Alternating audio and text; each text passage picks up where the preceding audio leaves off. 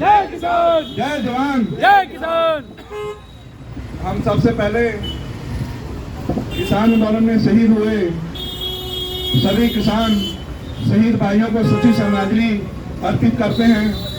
उनके चरणों में कोटि कोटि प्रणाम करते हैं, जिन्होंने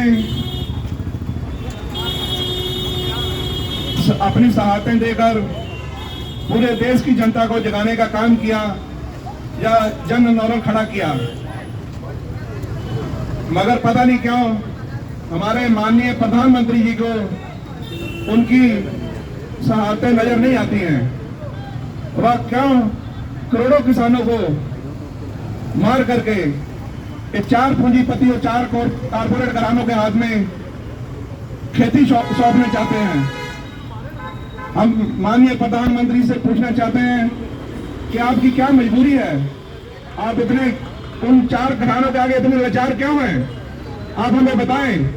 देश की जनता आपके साथ है, चार आदमी आपको क्यों मजबूर किए हुए हैं? कल राजनाथ सिंह जी का इंटरव्यू हम लोग सुन रहे थे कि उन्होंने कहा कि प्रधानमंत्री जी के लिए अब शब्द नारे नहीं लगाने चाहिए, एकदम नहीं लगाने चाहिए। बहुत अच्छी बात आपने कही, नहीं उनके खिलाफ ऐसे नारे नहीं लगाने चाहिए, क्योंकि प्रधानमंत्री का पद बहुत बड़ा पद होता है। पर मैं माननीय प्रधानमंत्री से भी बेनती करता हूं कि उनको भी प्रधानमंत्री पद की गरिमा का ख्याल रखना चाहिए। वो पूरे देश के प्रधानमंत्री हैं, ना कि सिर्फ चार घरानों के अंबानी अडानी के प्रधानमंत्री हैं। वो सिर्फ अंबानी अडानी की बात करते हैं, पूरी जनता का ख्याल नहीं रखते हैं। तो उनको भी प्रधानमंत्री पद की गरिमा का ध्यान रखना चाहिए। अब अभी कोई बोलेगा कि आप उनको अंबानी अडानी का भक्त क्यों बोलते हैं? इसका प्रूफ है, कल पंजाब के कुछ किसानों ने, शरारती तत्वों ने 2-3 दिन पहले जितना किसान भाइयों ने भी विरोध किया, किसान जथेबंदियों ने विरोध किया, उन्होंने पंजाब में रिलायंस के टावर तोड़ दिए। बड़ी निंदनीय घटना है, हम भी उनकी निंदा करते हैं।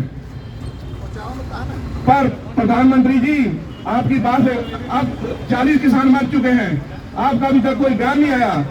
जब उनके टावर टूटे तब आपका बयान आता है। फिर किसी की संपत्ति को किसी नुकसान नहीं पहुंचाना चाहिए।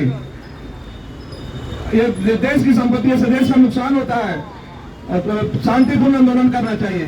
ये दर्द हम सबको बताता है कि आप कितने भक्त हैं उनके, आपको ध्यान देना चाहिए। आप पूरे देश की जनता का ध्यान रखें। किसान तो जब किसान के पेट हाथ से रोटी छूट जाती है, जब आप किसी गला ही दबा दीजिएगा तो मरता नहीं, क्या नहीं करता। किसान तो बेचारे आके आंदोलन कर रहे हैं, अपना बैठे हुए हैं, बहुत शांतिपूर्ण तरीके से आंदोलन कर रहे हैं।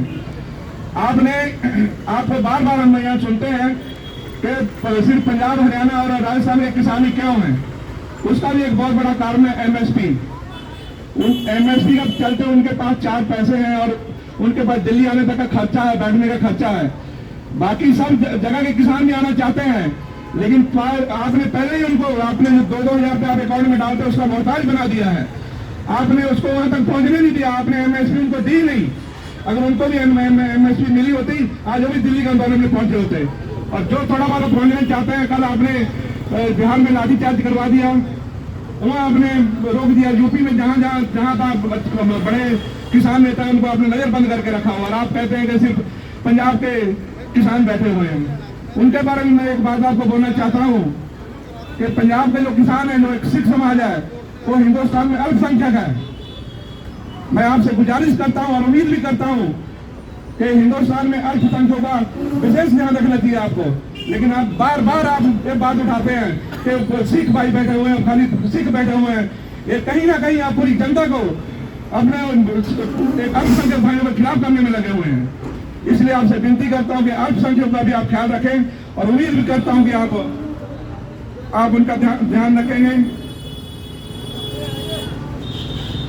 वाह प्रधानमंत्री जी, वाह, आपका जैसा जो आप कर सकते हो कोई नहीं कर सकता है। बुलेट ट्रेन का सपना दिखा के भारतीय ट्रेन बेचने का काम आप ही कर सकते हैं। 15-15 लाख रुपए का झांसा दे के गद्दी हथियाने का काम आप ही कर सकते हैं और कोई नहीं कर सकता है। आपको किसानों का थोड़ा भी दर्द नहीं है। आप पहले भी मैंने एक दिन कहा था कि आप एक दिन कह रहे थे कि हमें कुत्ता भी मेरी गाड़ी के पीछे आके मरता तो मुझे तकलीफ होती है, मगर अब हमें लगता है कि आप किसानों की कीमत आपको कुत्ते से भी कम है। क्यों नहीं? आपने अभी तक उनके लिए कोई बयान भी नहीं दिया है। डॉक्टर पवन पांडे जी कल बता रहे थे कि ये जो कानून की जानकारी, जो कानून अभी 20 में लागू हो रहा है, इनका जो अमानी अनानी भाई 17 से ही तैयारी करने लग गए थे, तो यह भी पता चलता कि आप कितने बड़े अमानी अनानी संत हैं। तो मैं फिर आपसे एक बेनती करना चाहता हूँ प्रधानमंत्री जी, अगर आपको क्या मजबूरी है कि आप 4 घरानों के पीछे लगे हुए हैं?